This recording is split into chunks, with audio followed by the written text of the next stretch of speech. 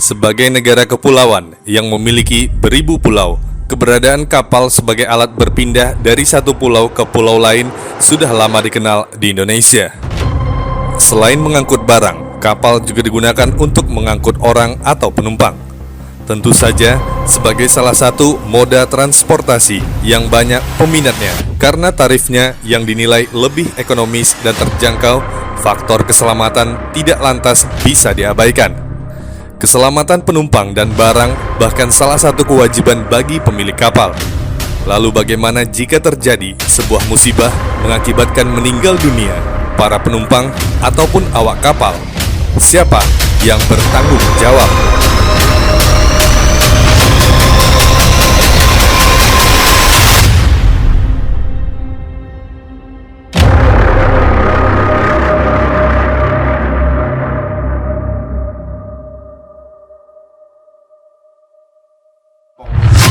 Sesuai dengan aturan kita menghimbau untuk diuruslah perizinan, karena jasara harja bisa memberikan jaminan terhadap penumpang itu kalau sudah melakukan perizinan untuk angkutan umum sungai dan perairan. Nah, kami mirisnya di wilayah Provinsi Riau kita ini masih sangat kecil persentase kapal berizin untuk di perairan, terutama perairan sungai ini. Sebagai penjamin asuransi kecelakaan dalam transportasi, Jasara Harja ditunjuk oleh pemerintah untuk mengakomodir klaim kecelakaan darat, udara, maupun air. Setiap karcis atau tiket yang dibeli oleh penumpang akan mendapatkan perlindungan asuransi dari Jasara Harja, termasuk pengguna moda transportasinya, seperti supir, nahkoda, kru, dan lain-lain. Klaim tersebut tentunya mempunyai persyaratan wajib yang harus dipenuhi, diantaranya surat izin operasional dari moda transportasi tersebut. Pengurusan izin sebuah kapal menjadi kewajiban seorang atau badan usaha yang akan berlayar, baik itu kapal barang, apalagi kapal penumpang. Untuk mendapatkan informasi tersebut, tim Esa TV mengunjungi kantor Syah Bandar dan Otoritas Pelabuhan kelas 3 Pekanbaru. Namun sikap oknum security berusaha untuk menghalangi pengambilan video stok tentang kondisi kantor. Kurangnya pengetahuan tentang area publik sempat menjadi penghambat tim Esa TV untuk menelusuri data. Ini kan memang daerah umum, Bang. Semua orang Kantor bukan daerah umum publik. Mohon maaf. Ini kan saya mau ambil stok gambar ini. Nah, saya ngerti maksud Bapak. Ini masyarakat bisa masuk sini kan? Hah? Batasnya mah batas sini. Bisa kan? Daerah umum. Ini publik, area publik kan? Namun akhirnya bertemu dengan Kapten Muhammad Adi Ismail SSIT MM selaku Kepala Seksi Keselamatan Berlayar, Penjagaan dan Patroli Kantor Kesyah Bandaran dan Otoritas Pelabuhan kelas 3 Pekanbaru. Menurutnya, wewenang pengeluaran izin berlayar kapal merupakan job desk dari KSOP untuk kapal di atas 6 GT atau gross ton. Untuk di bawah itu, ada beberapa syarat yang bisa dikeluarkan izin berlayarnya dari pemerintah daerah melalui Dinas Perhubungan Kabupaten ataupun kota. Umumnya sebuah kapal yang akan berlayar itu membutuhkan dua jenis sertifikasi atau dokumentasi. Yang pertama adalah dokumentasi kepemilikan yang menegaskan atau menandakan bukti kepemilikan dari sebuah kapal. Yang kedua adalah dokumentasi operasional, sertifikasi operasional. Itu yang akan menentukan apakah kapal itu bisa melakukan perjalanan, layak melakukan perjalanan, atau mampu melakukan perjalanan menempuh daerah atau lautan yang akan ia lalui. Beda lautan, beda pula sertifikat dan persyaratannya, seperti itu. Untuk instansi yang berwenang untuk mengeluarkan izin, untuk daerah operasional di laut dan gross ton di atas 7 itu sertifikasi pengawasan dilakukan oleh Kementerian Perhubungan, CQ Direktorat Jenderal Perhubungan Laut. Nah, untuk GT gross ton di bawah 7 itu ada yang diserahkan kepada pemerintah daerah pemerintah kota, dan baru-baru ini diserahkan kepada BPTD dan atau perhubungan darat, seperti itu. Mohon maaf Mas, tadi kalimatnya ada itu berarti Dishub juga berhak ya mengeluarkan? Ada di beberapa tempat Dishub yang mengeluarkan. Ada beberapa tempat seperti di penyeberangan Merak Bangkauni itu dilakukan juga oleh Kementerian Perhubungan, namun di bawah Direktorat Jenderal Perhubungan Darat.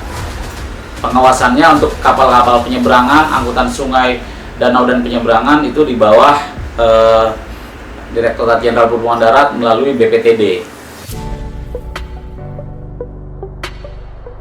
Di Kota Pekanbaru juga memiliki area sungai yang mana menjadi perhatian khusus untuk Dinas Perhubungan Kota Pekanbaru. Tim Esa TV berkesempatan bertemu dengan Khairunas Esos selaku Kepala Bidang Angkutan Dinas Perhubungan Kota Pekanbaru.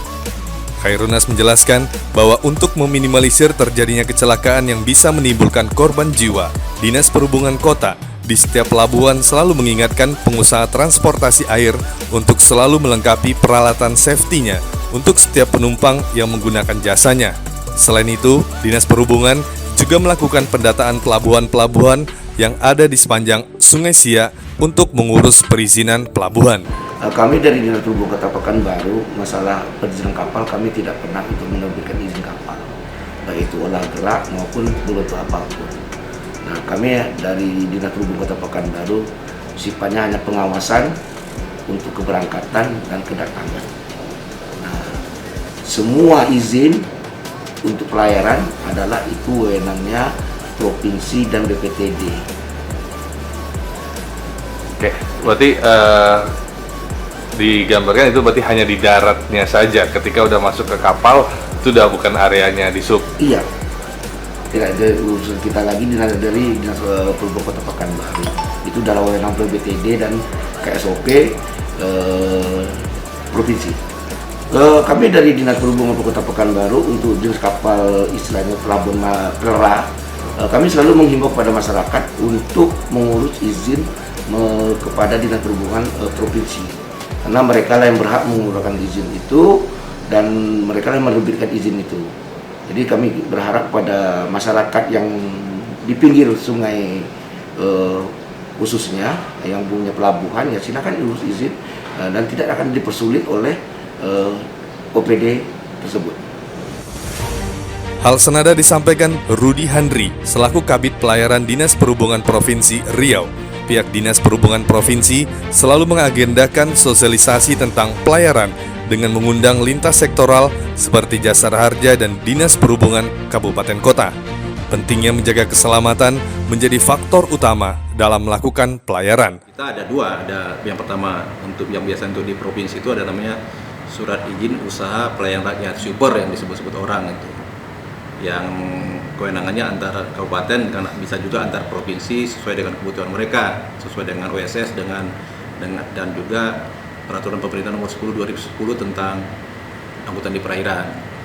Nah, sekarang dengan OSS sekarang dengan perizinan berbasis risiko sangat dipergampang, sangat gampang sekali sekarang perizinan karena mereka langsung masukkan persyaratan mereka di OSS langsung proses, langsung keluar sendiri otomatis karena dia kan risiko rendah.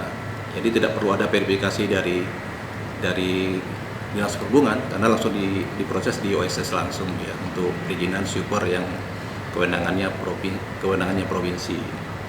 Menginformasikan ini udah sejauh apa, Pak? Sering kita lakukan, Dinas Perhubungan sering melaksanakan untuk sosialisasi masalah perizinan pelayanan rakyat. Kita kemarin baru tanggal 10 Februari kemarin kita baru rapat dengan 2 KSOP, 2 UPP yang ada di Indragiri Hilir dengan Dinas Perhubungan Indragiri Hilir terkait penyelenggaraan keselamatan pelayaran dan angkutan di perairan, termasuk juga peraturan tentang perizinan OSS yang 2021 bulan Agustus lalu diluncurkan oleh Pak Presiden, Pak Jokowi. Nah, manfaatnya banyak. Yang pertama dengan ada perizinan ini sehingga Jasara Harja bisa dapat masuk mereka untuk mengurus asuransinya sehingga asuransi dasar mereka terhadap angkutan umum yang menggunakan angkutan di perairan dapat dijalankan dan kalau ada kejadian yang tidak, ya kita harapkan lah jangan kejadian kecelakaan. Kalau yang kita harapkan dengan andai saja terjadi, ya mereka sudah diayomi asuransi dari Jasara Harja. Sudah melaksanakan. Menjamin keselamatan penumpang dan barang adalah kewajiban pemilik kapal. Bahkan selain izin berlayar, kapal wajib melengkapi dirinya dengan peralatan pengaman dan penyelamatan seperti skoci penyelamat, jaket pelampung, dan lain-lainnya. Namun kapal sendiri bukanlah moda transportasi yang bebas dari kecelakaan. Kapal juga mengalami kecelakaan, baik di laut ataupun di sungai, akibat faktor kelalaian manusia atau faktor alam. Menarik untuk diketahui, bagaimana jika kapal yang kita tumpangi mengalami kecelakaan bahkan sampai merenggut nyawa penumpang bahkan awak kapal. Siapa yang paling bertanggung jawab dalam kasus semacam ini? Apakah semua penumpang dijamin oleh asuransi?